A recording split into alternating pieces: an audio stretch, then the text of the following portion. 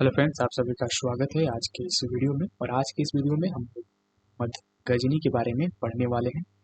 चलिए शुरू करते हैं आज की इस वीडियो को। और हमें पढ़ना है मोहम्मद गजनी के बारे में। ये लुसेंट सामान्य ज्ञान का वीडियो सीरीज चल रहा है। चलिए शुरू करते हैं। 1932 ईस्वी में अल्पतगीन नामक अल्पतगीन नामक एक तुर्क सरदार गजनी साम्राज्य की स्थापना की। तो यह तुर्क साम्राज्य था, ठीक है, तुर्क सरदार था बल्कि। और इसने क्या किया, स्थापना किया गजनी साम्राज्य की, ठीक है, जिसका नाम था अल्पतगीन। ठीक है, अल्पतगीन ने तुर्क साम्राज्य की स्थापना की। चलिए आगे देखते हैं। अल्पतगीन की मृत्यु के पश्चात कुछ समय तक गजनी में प्रतिगीन ने शासक किया था। प्रतिगीन ने इसके जगह पर अल्पतगीन के जगह पर शासन किया। इसी के शासनकाल में 972, ठीक है, याद रखिएगा, 972 से 977 ईस्वी में सर्वप्रथम भारत पर आक्रमण किया गया। तो सर्वप्रथम भारत पर 972 से 977 के बीच में आक्रमण किया गया। किसके शासनकाल में? तो वह था प्रतिगीन के शासनकाल में।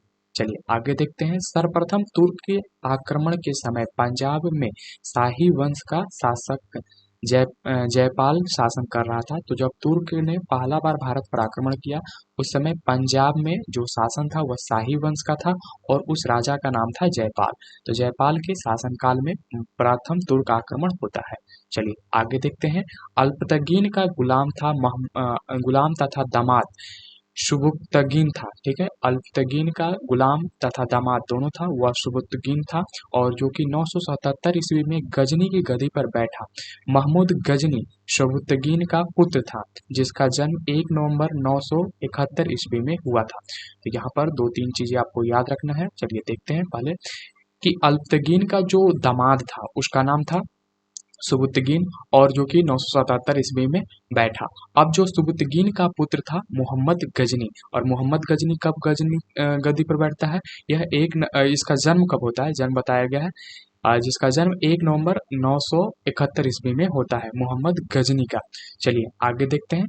अपने पिता के काल में मोहम्मद गजनी खुरासाना का शासक था। तो अपने पिता के शासनकाल में ही वह खुरासाना का शासक बनता है गजनी। ठीक है, चलिए आगे देखते हैं। अब मोहम्मद गजनी 27 वर्ष की अवस्था में 998 में गद्दी पर बैठा। या कब बैठा है? 998 में गद्दी पर बैठता है। इसकी जन्म 971 ईस्वी में होता है। ठीक है, चलिए। और इसका जो पापा था यानी कि जो सुबुक्तगीन था वह 977 ईस्वी में गद्दी पर बैठता है। चलिए आगे देखते हैं। बगदाद का खलीफा अल आदिर बिल्लाह ने मोहम्मद गजनी के पद को मान्यता प्रदान करते हुए उसे यमीन उद दौला तथा यमीन उल मिल्लाह की उपाधि दी। तो इसको दो उपाधियां दी गई, ठीक है, जो कि एक है यमीन उद दौला और दूसरा है यमीन उल मिल्लाह। यह किसके द्वारा दिया गया? तो यह बगदाद के खलीफा अल आदिर बिल्लाह के द्वारा ये उपाधियां महमूद को दिया गया था। ठीक है, जो कि गजनी के पद को मान्यता देते हुए उसने ये उपाधियां दी थी। चलिए आगे है कि मोहम्मद गजनी ने भारत पर 17 बार आक्रमण किया। कितने बार आक्रमण किया? 17 बार इसने आक्रमण किया था भारत पर। मोहम्मद गजनी के भारतीय आक्रमण का वास्तविक उद्देश्य धन की प्राप्ति करना था। इसका जो वास्तविक उद्देश्य था वह क्या था? धन की प्राप्ति करना था। मोहम्मद गजनी, ठीक है, मोहम्मद गजनी एक मूर्ति भंजक आक्रमणकारी था। यह मूर्तियां चुराता था, या आप कह सकते हैं कि मूर्तियों को लूटता था। भंजक मतलब उसका भक्षण करने वाला था। चलिए आगे देखते हैं। यहाँ पर है कि मोहम्मद गजनी ने भारत पर प्रथम आक्रमण 1000 ईस्वी में किया था। कब किया था? 1000 ईस्वी में इसने भारत पर आक्रमण किया था मोहम्मद गजनी ने। ठीक, पेशावर के कुछ भागों पर अधिकार करके वह अपने देश लौट गया। तो यह पेशावर के कुछ भागों पर अधिकार कर लेता है और उसके बाद वापस घर लौट जाता है, अपने देश को लौट जाता है। आगे है कि मोहम्मद गजनी ने 1001 में शाही राजा जयपाल के विरुद्ध आक्रमण किया था।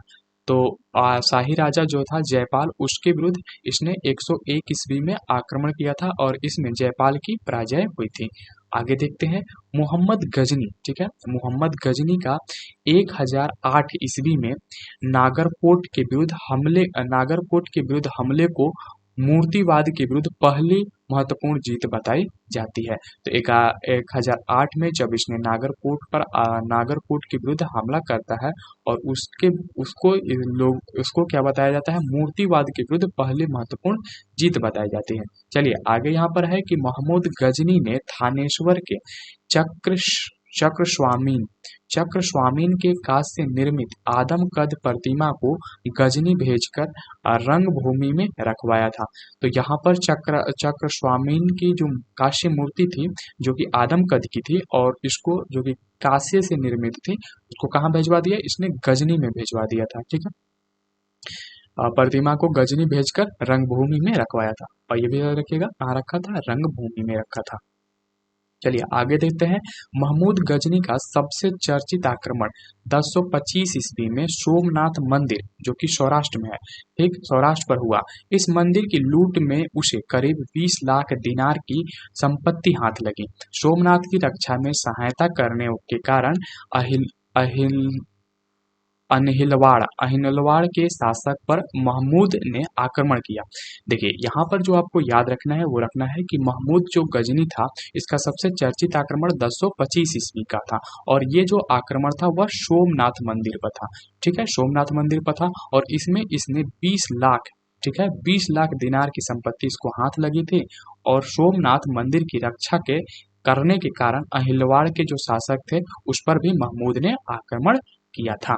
चलिए आगे देखते हैं। सोमनाथ मंदिर लूट कर ले जाने के क्रम में महमूद पर जाटों ने आक्रमण किया था और कुछ संपत्ति लूट ली थी। तो जाट जब थे तो उन लोगों ने क्या किया कि महमूद पर आक्रमण किया और कुछ संपत्तियां उससे लूट ली थी। चलिए आगे देखते हैं। महमूद गजनी का अंतिम भारतीय आक्रमण 1027 ईस्वी में जाटों के विरुद्ध हुआ। चूंकि 1025 ईस्वी में जब वह सोमनाथ मंदिर से लूट कर ले जा रहा था तो जाटों ने उस पर क्या किया, आक्रमण करके कुछ संपत्ति लूट लिया। तो इसलिए उसने 1027 ईस्वी में भारत पर फिर से आक्रमण करता है और यह जाटों के विरुद्ध करता है। मोहम्मद गजनी की मृत्यु 1023 ईस्वी में हो जाती है, यानी कि इस आक्रमण के 3 साल के बाद उसकी मृत्यु हो जाती है। चलिए आगे देखते हैं। सुल्तान की उपाधि धारण करने वाला प्रथम शासक महमूद गजनी था। इसने सुल्तान की उपाधि धारण की थी और यह पहला शासक था जिसने सुल्तान की उपाधि धारण की थी। महमूद की सेना में सेवंदराय एवं तिलक जैसे हिंदू उच्च पदों पर आसीन थे। तो यानी कि इसके सेना में हिंदू भी थे जो कि उच्च पदों पर थे। अलबरूनी, फिरदौसी, कुतबी तथा फरूखी महमूद गजनी के दरबार में रहते थे। तो अलबरूनी कहाँ रहता था, ये सवाल कई बार आता है। तो ये महमूद गजनी के दरबार में रहता था। फिरदौसी भी महमूद गजनी के दरबार में रहता था। कुतबी भी महमूद गजनी के दरबार में रहता था और फरूखी भी वहीं पर महमूद गजनी के दरबार में रहता था। तो इस तरह से हम मोहम्मद गजनी के बारे में पढ़ते हैं। अगला जो हमारा वीडियो आएगा वह मोहम्मद गौरी पर आएगा। तो अगला वीडियो देखने के लिए हमारे चैनल को सब्सक्राइब कीजिए। अगर ये वीडियो आपके लिए सहयोगी हुई है तो इसे लाइक कीजिए, दोस्तों के साथ शेयर कीजिए। मिलते हैं अगले वीडियो में मोहम्मद गौरी के साथ। तो ये हमारा जो वीडियो चल रहा है ये लुसेंट का 1 लाइनर वीडियो सीरीज चल रहा है। आप इसके साथ जुड़ सकते हैं और अपने परीक्षा की तैयारी को एक उड़ान दे सकते हैं। चलिए मिलते हैं मोहम्मद गौरी के साथ।